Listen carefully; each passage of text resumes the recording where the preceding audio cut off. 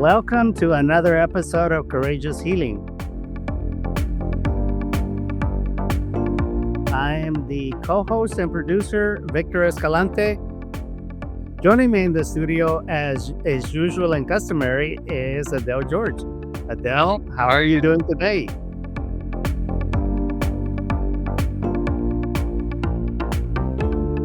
I'm great. I'm so happy to be here.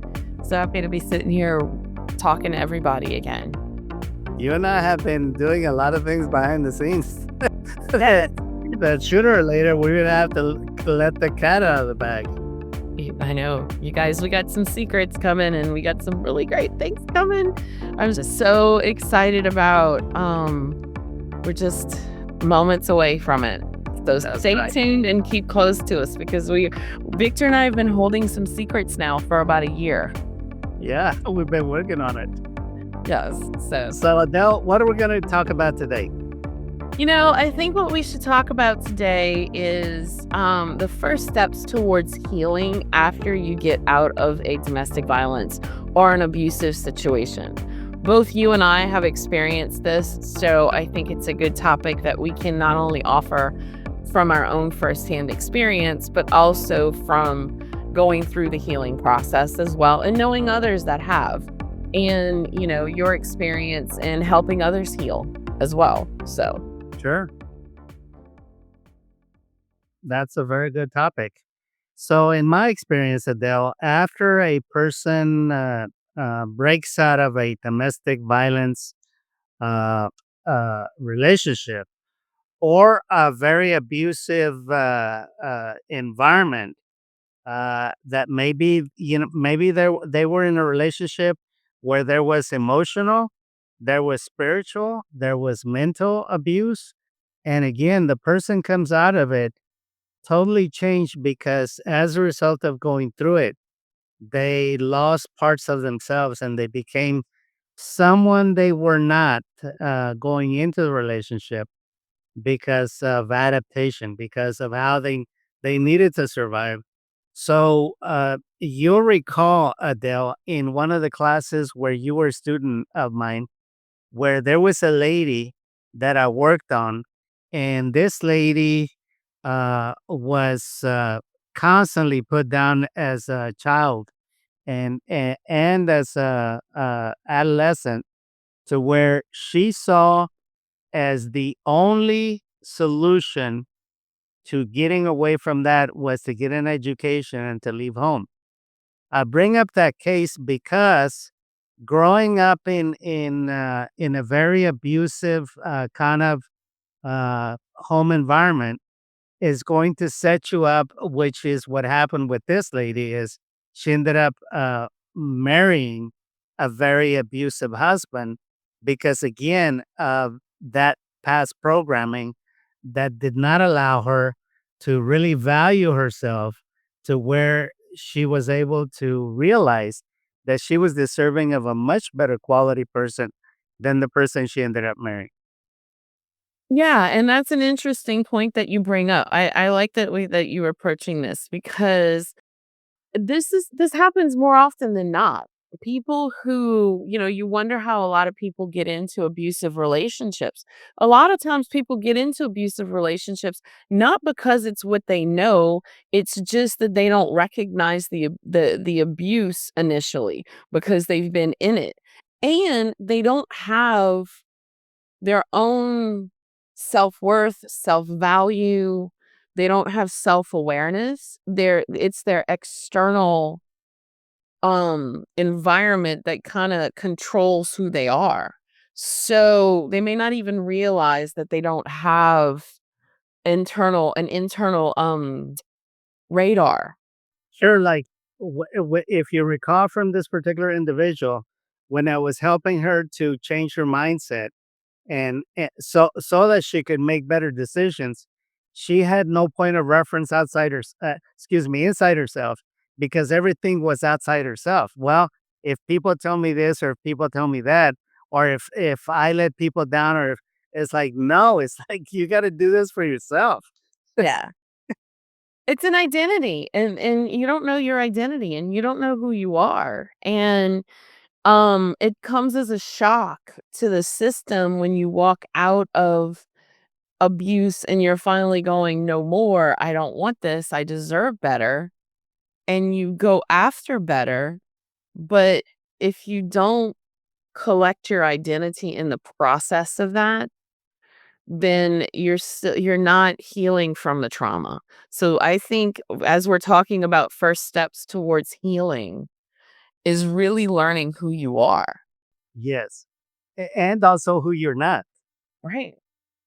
Because and let me tell you why that is so important.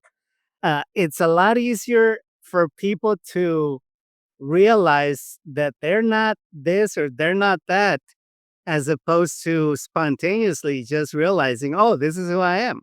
No, it's like you get to choose who you are and you get to choose what you want in life, but you got to give yourself that permission. It's like the deduction process. Hmm. So you just have to go and eliminate the things that don't suit you and that you don't you're like, "I'm not this person, so okay, then I'm not gonna be that person. Or I'm not that person, so okay, I'm not gonna be that person either." And figuring out what your core and who you are is Correct. and yourself, not Yes. yourself as in 2 words. Sure. So I just pulled up, Adele, an article that I wrote years ago for a magazine. And the article dealt with 10 steps to recover yourself and your identity after leaving an abusive relationship. Okay. So I'm going to draw from some of this information that, guys, this article is about 25 years old. That's young. That's how long I've been doing this and longer. Okay. So the first step is intentionally decide to seek a deeper and clear understanding of yourself. Okay. So seeking means unbridled devotion to our whole attention of discerning details of the depths of any issue where we need clarification. Where, in plain English, in today's day and age, translation, Adele, is we have a plethora of resources, TikTok videos, YouTube videos, a blog post, social media to find out what people are into that you may resonate as like I can totally connect with that, or that's not totally me. So that you get a chance to play around, and it's like you give yourself full and complete permission to decide who you want to be. Because again, you were not allowed to be who you were truly meant to be. That's a big one. Who you truly are meant to be, because that will begin to unfold as you travel down this path. And it's a big playground. It's not something where you're like, "Oh my god, I have to figure out who I am." We're trying to explain to you here, listeners, is we're trying to explain to you that it's a good thing, that it's a wonderful thing to explore yourself, because the more that you open yourself up to who you really are, you're gonna find out that you're a really cool person, and that's gonna build your confidence, and that's gonna build your self-worth. But, and it's gonna make the healing process so much more, you're gonna be able to tackle it. Exactly. I was just having a conversation before we started recording, Adele, with an old client from decades back. And the presenting problem with him and how it ties to our discussion is he was needing compassion for himself and compassion for others because he's facing high blood pressure that his doctors have already said that they've tried everything that they can on him, and the medication seems to be working up to a point, and they told him that the rest he's got to do some self introspection. And that was one of the things that came up is, in order for you to be at peace with yourself at present and about your past, you got to be able to have deep compassion for yourself. It's a lot easier to have it for others, but we tend to not have enough for ourselves. Talk about that, Adele, as far as what you've seen. And, in my own experience, until I really understood that Okay, well, let's back up a second and just say our generation, your generation, my generation, and probably subsequent generations, we have been told to reject our emotions and to reject our feelings. Ye I mean, young men, are told not to cry. They're told not to cry, and as women, we're told we're too sensitive or that we're too emotional. And so we try to squander these things. So when you go through abuse, and you go through such a variety of emotions and you're being told you're not able to think or feel the way that you're feeling, it's confusing and it's stifling. So when you get out of a situation and you're now on your own and you're taking your healing journey and you're really realizing that you're ready to get serious about your healing journey, which honestly, side note, when you decide to embark upon a healing journey, don't just do it for the sake of other people, do it for yourself. yeah. And in that process, you're going to learn compassion for yourself and you're going to learn how to give yourself grace and space. And when you do that, you're going to soften and you're going to open up and you're going to some things are going to feel like they're being ripped from you. Some things are going to feel much more gentle, but as you move through it, you're going to feel so much softer towards yourself and one of the things in today's age is, rest is not a thing. And people are this hustle culture and having to go out and work hard. And so we talk about self-care as the opposite of hustle culture. But self-care is the concept of massages and things like that. Self-care can be simply just plopping your butt on the couch for the rest of the night and just relaxing or eating your favorite meal and just doing things that bring and fulfill your own self. And as you're doing that, it's because you have compassion for yourself. And, my own experiences when things would get bad, I knew that I needed to rest. So I would call in sick to work. I know today that's hard to do. And I know there's a lot of bosses out there that don't like it when you call in sick, but you need to take care of yourself. And that's where you're going to find the compassion for yourself. You're going to find it in that same space. Yes, absolutely. So, this article that I wrote continues. In the search for clarity, you will be faced with the biggest obstacle, which is drum roll. What do you think it is, Adele? In the search for clarity, you're going to be faced with the biggest obstacle What yourself. would you say? Fear. Fear. Yeah, yourself. Fear. Your fear. This emotion is useful in keeping us from taking unnecessary risks that might endanger us. In your previous relationship, they filled your mind with fear. Time and again, you were told that if you were to ever leave or if you were to do this or do that, then you would be beaten or something bad would happen to you. So think of all the programming that went into being fearful, Adele. And even though you may be out of the abusive relationship, now you need to stalk fear and realize how fear has held you back for so many years to put up with so much abuse that really you could have taken steps earlier, but you weren't ready. It's like you had to break through that fear.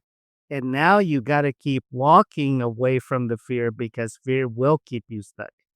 Yes. And you have to learn your flight, fight, or freeze mechanism. And That's you correct. have to learn that you don't have to feel that way anymore. And it's and really and truly, this is kind of a space where anxiety hangs out. And again, we're not downplaying people who have anxiety that take medication for it. This is strictly just talking about something that can cause anxiety and can make people walking out difficult in public and things like that. But your fight, flight, or freeze responses is that fear, that innate fear that's been built into you. It's now become a habit to That's feel correct. this fear and feel like you constantly have to look over your shoulder.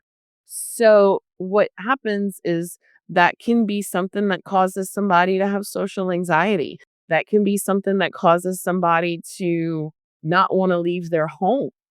And so they have to learn that fear is that what they're fearing doesn't exist. Telling them that, but that's the case. Yeah, you know what's even wild? Having worked with people that had pervasive fear or anxiety, you take that away from them, you clear that out, and then they're afraid that they don't feel afraid. Yeah, exactly. You have to fill that up with the confidence. Yeah, Put because your empty in the bucket. yeah, they got so conditioned, like you and I talked previously, they got so conditioned to feel anxiety and fear that when you take it away, they don't know who they are. Well, you're breaking the habit, and that fear is part of their core beliefs. Yes. And that's why I think and again, not to downplay anybody with anxiety, but that's why I think anxiety is such a struggle, is because not only what do you do without the anxiety? Yes. How are you supposed to feel when you're no longer feeling anxious? And that's where healing comes in and developing self worth, developing self confidence, and developing compassion and empathy. Yes, totally. You're listening to Courageous Healing Podcast. We'll be right back.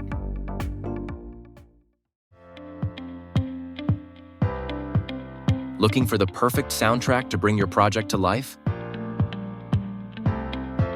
Meet Roy D. Haston, an experienced composer who creates captivating music for films, commercials, and live events. From emotional scores to upbeat, energetic tracks, Roy's compositions add depth and emotion to every story. His unique soundscapes elevate your project and leave a lasting impression. Visit roydhaston.com and discover how Roy's music can transform your next project into something unforgettable. And thank you, Roy, for your original music for our Courageous Healing podcast.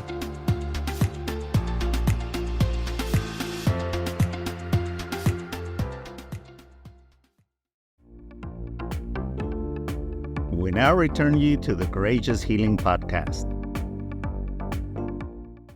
So, the second step is to open your mind and heart to see the unexpected, a new level of insight and understanding about what you seek. Assume that your current understanding is distorted, incomplete, or that you can know more, that there is always more to know about what you seek to understand.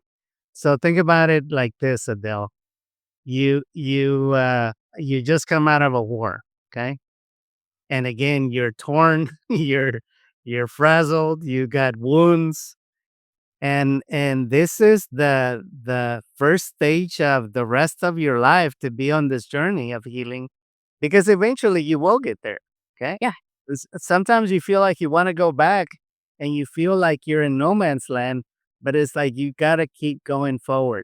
You got to understand, you got to trust the process of what we're telling you, that sometimes that fear and insecurity may rear its ugly head, but you got to see it for what it was. That was a programmed response that your abuser inflicted upon you, that now you're trying to break through that cycle. And repetition is key here. Yep. Repetition and self-awareness, again, to develop the clarity as you go along. I know this sounds convoluted, but I'll keep it very simple. Reflect, do some reflection, just plain awareness. Just sit, like Adele was saying, sit in a couch. Sit in a couch, take inventory of where you are. Have gratitude for where you are. One, that you're alive, because things could have been worse and you could have been killed. Okay. So have gratitude about having the basic necessities of life.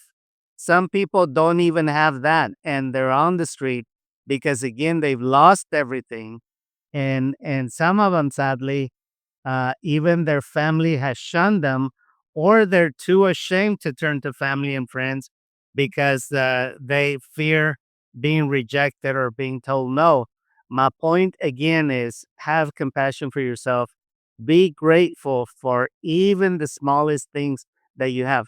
I remember one guy, Adele, that I heard on a podcast, that this guy became so fascinated with gratitude that this guy took it upon himself to go down to Colombia, of all places, and follow the supply chain of his coffee beans as they made it to the States, because he was going to thank every single person in that supply chain. Imagine, he described that as being a really transformative experience because, again, the experience expanded his awareness for gratitude, of course, way beyond coffee, and he got to see the toll of a lot of the pickers. Is like they slave away in hot and humid climate picking beans, and then the roasting and the packaging. I mean, this guy was crazy, but it sounded so phenomenal to be able to do something like that. And again, the point is how we take so many things for granted, and how by having gratitude and grace for ourselves, we're able to start the journey of the healing And, process. I want to make 2 points here, one to your previous point and one to the gratitude point. One is that I want people to still recognize that I still have my fight or flight issues. Hmm. And that when people get angry with me or I encounter someone who gets abrupt, or someone who would potentially get mad at me or say something like that, it is very hard for me to stay in my place. And sometimes it's very hard for me to stand up.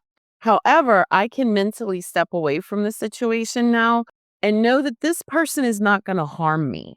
If you and I, Victor, know this wouldn't happen, but if we got in an argument and you got really hot and mad at me, then my anxiety and my fear would kick in. However, stepping away from it for 30 seconds, I can explain to myself that Victor's not going to hurt me, that you are not going to do anything to me that's going to bring harm. And while there are still other people that you could potentially encounter in a dark alley type Yes. situation, but I mean, in a normal situation where you're arguing with somebody, for me, I know that this still exists in me, but now from the process of healing, I know how to talk to that part of me. And I know how to go, Victor's not going to hurt you. You're going to be okay. You know what, Adele? You actually bring out extremely, extremely important and powerful awareness. That is that we have three consciousness. We have the body, which is what you're describing, is the body has an awareness of its own. And sometimes I call it the little brother. Okay. So think of the mind as being the oldest, the emotions as the second oldest, and then the body as the baby or as the youngest. That it's afraid, and it requires for the mind, the oldest brother, to tell the little brother it's okay, nothing's going to happen. Right. It's the year 2025, you survived, and he or she is not going to hurt you. I'm here to protect you. I'm here to watch over you, because again, it's a separate consciousness. It's a separate intelligence that we need to talk to. So you're spot on with what you're describing, Adele. Yeah. It's definitely a thing, and it's something that now, obviously, I recognize it now, and I've even had conversations with you when this has happened to me, heard me literally audibly tell myself that I know that this guy cannot hurt me. I know that I need to just not be worried about it. I know that this person cannot do me any harm and that it's going to be okay. I just need my nervous system to hear me. And Yes. so I need that little girl inside of me to hear me and know that I got you. This is all right. We gonna walk away from this situation if it's too much. And Yes. that's the other thing too, is that the brain, the part of my brain that is the logical side of all of this says, I got you. I'm gonna protect you. You're gonna be okay. Yes. That's another thing too, is like the big sister and the little girl in me is saying, I'm going to protect you. This is going to be okay. And then the adult side of me knows I can walk away from this situation. I don't have to stand here and take this, and I'm going to be okay. Yeah. Whatever out, regardless of whatever the outcome is. But to hop over to gratitude, I want to emphasize what you just said as the importance of gratitude. A lot of people keep gratitude journals where they just write down every day something that they're thankful for. Something as simple as just being thankful for today and thankful that you're existing today is a Yes. really great start. Yes. And you can just say, I'm thankful for being out of a situation that was not good for me. In gratitude, a lot of there's gratitude is another one of those things lately that's been a little bit of a buzzword. There's gratitude journals out there, there's gratitude apps out there, but it doesn't have to be that thick and it doesn't have to be that complex. If you're not sure, just be thankful for the bottle of water that you're drinking. Just be thankful that when you woke up this morning, that when you took a shower, you felt better, or that you brushed your teeth, or Yes. it doesn't have to be anything remarkable or earth-shattering. Don't go looking for gratitude. They're right there in front of you. What you're describing is exactly what I did this morning, Adele. And what I recommend to people is when you express your gratitude, express it to God, okay? And express it out loud. So, what I did this morning is I have a nice patio, and I sat out there drinking a cup of coffee, just contemplating, just being aware, and thanking God out loud for the beautiful morning, for the birds, the chirping birds, with spring coming on, for the breeze. It's like little things that you appreciate that again, actually you raise your vibration. And as a result of that, you're able to promote wellness in your body, and your body feels at peace and at comfort, and then that's a good way to start your day off. Yes, and it will shift your vibration. I mean, even just saying, "I'm thankful for today." Exactly. You know, Exactly. I don't know what today is gonna bring, but guess what? I'm thankful for today. And Yes. that's simple. When I was writing gratitude, I would always say my very first one every single day was, "I'm thankful for today." Yes. And So and then the other one would be like, "I'm thankful for the coffee mug that holds my coffee." Or my dog's sitting in my lap. I'm thankful for my dog, or I'm thankful for the birds, or just don't make it complicated, guys. And I mean, you don't as you get as you've been doing it more, you're going to get deeper, and it's going to get deeper. But then what's going to happen is something little is going to happen, and all of a sudden you're going to have this big explosion of gratitude right there in that moment. yes. And it could be that you leave to go to work and there's no traffic. And you're driving to work and there's absolutely no traffic, and it just explodes and you're like, "Oh my god, I'm so thankful for not having any traffic today." Then that shifts your energy into your day Yes. and you feel good. So it starts with little tiny steps like anything else you do in this healing journey. It starts with little tiny steps. So you show up to work, and someone hands you a cup of coffee that because they were thinking about you. It's like it never ends. It's like, and you can, out of your own goodness, out of your own gratitude, you can pay it forward. It's like make someone's day. Again, you're giving out of your abundance, not out of your scarcity. And I saw a quote the other day and I'm going to butcher it. So I'm going to paraphrase. Okay. Whenever you're not feeling good, or you're feeling depressed, or you're not feeling happy, or something like that, go do something good. Yes. Go do something good, whatever it is, whether it's bringing some dog food to the local animal shelter, or giving dollars to a charity that you like, Yes. or just, offering to buy somebody a cup of coffee. It doesn't have to be much, but those little things will shift your energy so deeply. And it's just remarkable how you can shift yourself in a moment. And until you do it, you'll think that what Victor and I are talking about is absolutely impossible. But once you experience it, you know it and you know how to look for it. And then once you know how to look for it, and then you learn how to do it. Yes. So, listeners, we challenge you to go do it. Go do it and let us know in the comments on our Facebook page, Courageous Healing, how it turned out for you because we've done it, we've lived it, and we keep living it constantly because, again, it works. Yes. Yes. All right. Become still in mind and body, watch, wait, become prayerful, contemplative, and receptive, humbly ready to shiver in the draft of an open mind. An open mind is key right here, Adele, because no one has all the answers.